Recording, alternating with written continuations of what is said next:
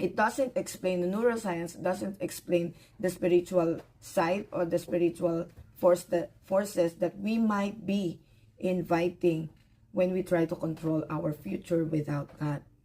So, manifestation teaches us to create our own reality by our own power without God.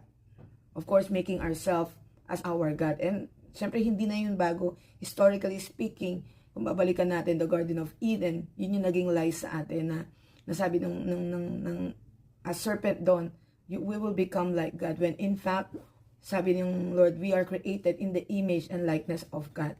So there's no need to be like God because we are originally created in the image and likeness of God. And so actually, the enemy doesn't need us to worship Him directly. All he needs is for us to stop trusting the Lord and start trusting ourselves without the Lord.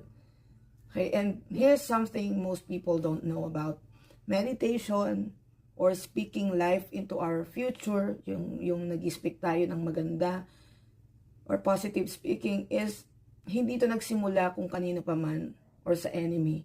Again, ninakaw lang tong idea na to ng enemy because he disguises as an angel of light, right? And so, hindi kahit sa mga New World Order or New Age gurus, hindi sa kanila galing to. It was originally from God. It started with God. In fact, nung time ni Abraham, si Lord pa mismo nagturo kay Abraham how to visualize, how to manifest that dream to have